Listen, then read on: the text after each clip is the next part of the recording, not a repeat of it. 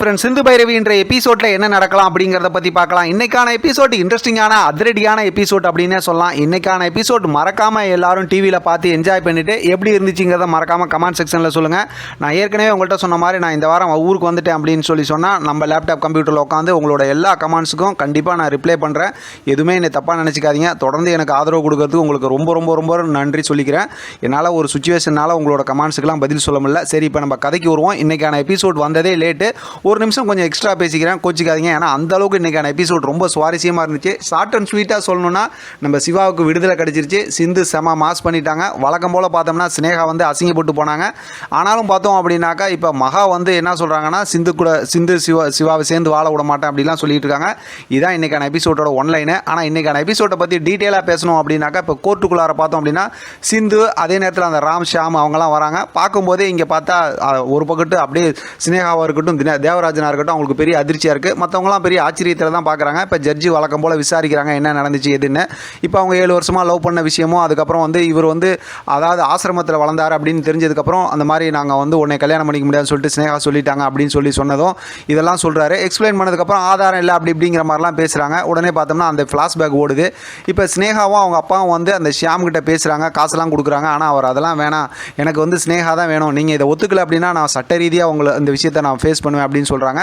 உடனே ஆளுங்களை வச்சு ரவுடிங்களை வச்சு அடித்து ஷியாமை தூக்கி போட்டுறாங்க ஓரத்தில். அவர் இறந்து போயிட்டான்னு நினைக்கிறாங்க. ஆனால் பார்த்தா ராம் தான் காப்பாற்றி அவரை பார்த்துக்கிறாங்க. அந்த நேரத்தில் ராம் வந்து அந்த விஷயத்தெல்லாம் சொல்லி இதுக்குண்டான ஆதாரம்னு சொல்லி ஒரு பென்ட்ரைவ் இதெல்லாம் கொடுக்குறாரு. அதில் பார்த்தோம் அப்படின்னா ஷியாமும் ஸ்னேகாவும் வந்து நிறையா செலிப்ரேஷன் பண்ணியிருக்காங்க. பர்த்டேவாக இருக்கட்டும், ஆனிவர்சரியாக இருக்கட்டும், அவங்க பைக்கில் சுற்றினது, இப்படி எல்லா வீடியோவும் வந்து ஜட்ஜி பார்க்குறாங்க. அதுக்கப்புறம் சொல்லவா வேணும், சும்மா லெஃப்ட் அண்ட் ரைட் வாங்கி விட்டுறாங்க. இப்படிலாம் சொன்னியம்மா, நீ இவ்வளோ அநியாயம் பண்ணியிருக்க அப்படின்னு சொல்லிட்டு அதுக்கப்புறம் அபராதம் போட்டது, இந்த மாதிரி கோர்ட்டு நேரத்தை வீணாக்குனது, அது ஜெயிலு அப்படி இப்படின்னு சொல்லிட்டு எல்லா விஷயத்தையும் வரிசையாக ஜட்ஜ்மெண்ட் படிக்கிறாங்க.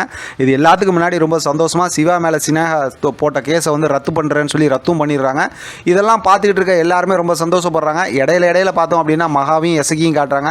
அவங்க வழக்கம் போல் பஞ்சு டைலாக் பேசுகிறாங்க. என்ன நடந்தாலும் நான் சிவா சிந்துவை சேர்ந்து வாழ விட மாட்டேன் அப்படின்னு. இந்த பைத்தியத்தெல்லாம் எங்கே கொண்டு போய் அடைக்கிறதுனே தெரியல. இவ்வளோ அழகாக தெளிவாக எல்லா விஷயத்தையும் சொல்கிறாங்க. அது மட்டும் இல்லாமல் சிந்துவை ஜட்ஜே பாராட்டுறாங்க. கடத்தி கொண்டு போய் நீங்கள் கல்யாணம் பண்ணிங்கனாலும் உங்கள் மேலே இவ்வளோ பிரியமாக பாசமாக இருக்காங்க அப்படின்னு. சிந்து வந்து ரொம்ப சந்தோஷமாக சிவா கிட்ட பேசுகிறாங்க. எல்லாம் பேசிக்கிட்டு இருக்கும்போது மறுபடியும் வந்து ஸ்னேகா வந்து ரொம்ப ஆக்ரோஷமாக சவால் விடுறாங்க. அதாவது நான் வந்து சிவாவோட லவ்வராக இருந்தேன், உன்னை ஒரு காலமாக அவர் வந்து அவரோட ஒய்ஃபாக ஏற்றுக்க மாட்டார், உன்னை காதலிக்கவும் மாட்டார் அப்படின்னு. ஏன்னா நமக்கு அடுத்த கதையோட லீடு கிடைக்கணும்ல. சரி, எல்லாமே முடிஞ்சு போச்சு. இனிமேல் கதை என்னன்னு பார்த்தா நம்ம சிவா வந்து ஸ்னேகாவை எப்படி காதலிக்க போகிறார் அப்படிங்கிறது அடுத்து இருக்க இன்ட்ரெஸ்டிங்கான கதையாக இருக்க போகுது அப்படிங்கிறது இன்றைக்கான எபிசோடில் நல்ல சந்தோஷமாகவே நம்ம டேரக்டர் லீடு கொடுத்துருக்காரு. உண்மையை சொல்லணும்னா இந்த கதை ஆரம்பித்ததுலேருந்து இப்போ வரைக்கும் சும்மா அடுத்து என்னன்னு சொல்லி செம ஃபயரிங்காகவும் சூப்பராக தான் கொண்டு போயிட்டு இருக்காங்க.